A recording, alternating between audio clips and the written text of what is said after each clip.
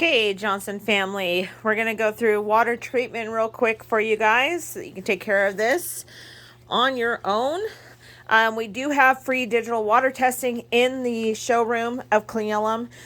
Wednesday through Saturday we're open typically. If you have a question on how to balance your water, go ahead and just take a sample of about a cup within an hour. Get it to the hot tub store and they'll do a free digital test for you guys. They'll give you a nice printout of what to do step by step, easy peasy. So we've already gone through, this is your sanitizer right here.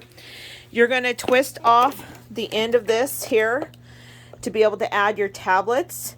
And like I said, to allow more water to pass over the sanitizer. If it's cloudier water, open it up more. Kid's birthday party, open it up a lot. If you're leaving town, go ahead and lock it down like I have like this right now. Your Bromine Sanitizer is this product here. And so those are where the tablets are going to be found. You're going to want to make sure that floater's always full, so you always have a steady flow of sanitizer in your hot tub. Sanitizer is what keeps us from getting sick from water, so really important. When you are testing your water once a week or once every other week, add 1 cap of this shock before testing your sanitizer levels. What this does is kind of like adding chai tea to your espresso, or espresso to your chai tea, giving it a kick, or like OxyClean to your Tide. It just kind of activates the inactive halogens in there. So as this bromine is dispensing in the water right now, there's nothing for it to eat. There's no dirtiness in your water. It's perfectly clean. So what they're going to do is they're just going to turn inactive, kind of stay in the water. When you throw shock in it, which I do after I use my tub once a week, it just reactivates those halogens so they start doing their job again. So once a week, as I mentioned, you're going to test your water. We have these bromine test strips. If you are already a hot tub owner and you're familiar with this, I apologize for going through this with you, but we like to just make sure everybody is fully aware of how to take care of their spa. So you want to keep your test strips dry, and you're going to test your water by dipping this into your water. So before you do that, the first thing you do is you're going to just run both your pumps for a little bit. Get the water mixed up and agitated. And these are the jets I was telling you. You can turn on and off the flow. So you can see the water lessens a little bit that way. So just a good 15 seconds is all you need to do. You shut that back off when you go to test your water. Again, when you're mixing up that water, you want to make sure these aeration valves are off, because it's going to tell you that the pH is higher than what it really is, because when you agitate water, that affects those readings. So we're going to take your test strip, we're going to dip it into the water just real quick, and we're going to read these coloring. So to read the coloring, you're going to hold it up against, let's see if I could do this one-handed. Hold it up against your reader here.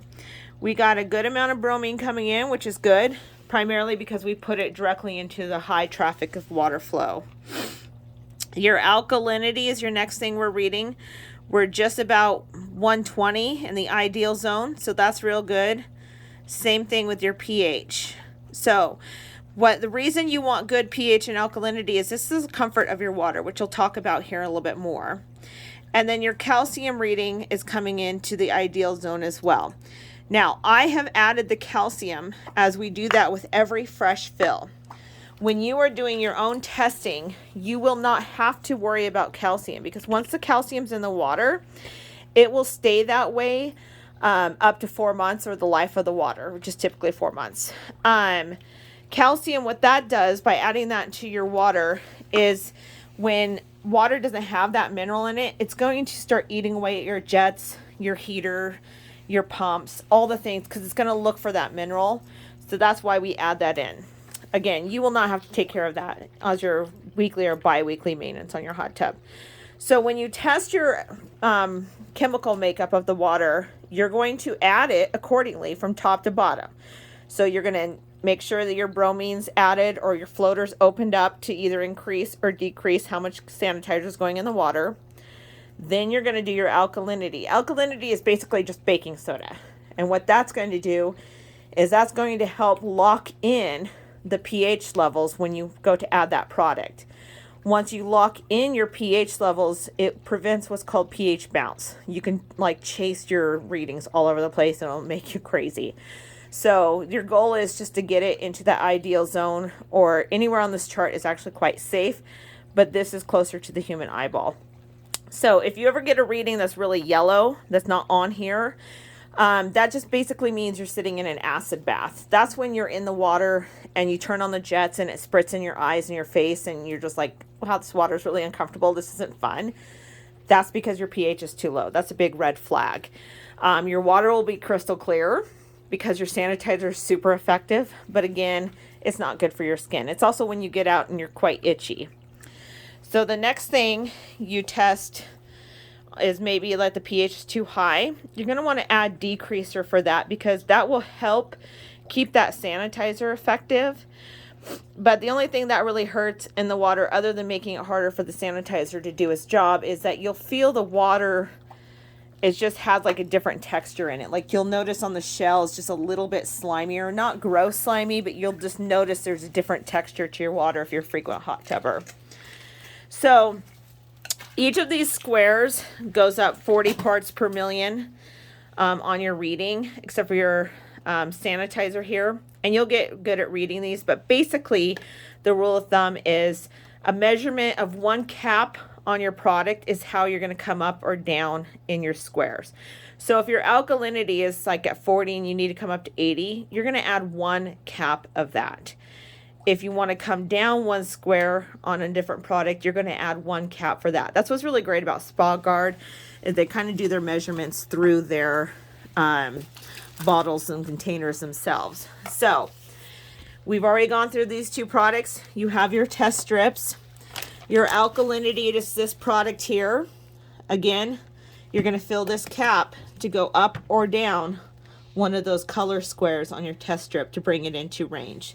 That's a good rule of thumb to follow. It's not scientifically perfect, but it's a good start. And then we also have your pH increaser, which you'll use quite a bit of this. I say each week or every other week, I use about 1 cap of each of these. This to boost up my sanitizer, and then alkalinity and pH naturally burn down. So I add about 1 cap, or with your spa's a little bit smaller, so you might be half a cap of each.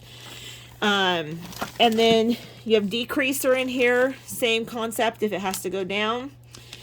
And then this is your foam down product. So foam down, if you guys are in your water and you notice that it starts becoming like soapy or bubbly, that's because we are bringing different products into the water from our swimsuits or from like our hair. We have shampoo residual and stuff. That gets in the water. It's inevitable unless you perfectly shower every single time. But I usually leave this out by my hot tub. And you can just take a small squirt of it, literally like a tablespoon or 2 tablespoons at a time. And you'll see it work within 15 minutes while your jets are running. Anytime you're adding product, you want to have the jets running. You test it with the jets off, add the product jets running. This is totally safe to add while you're in the hot tub. It will not hurt you. It just is reducing those soap bubbles. So that's your chemical lineup.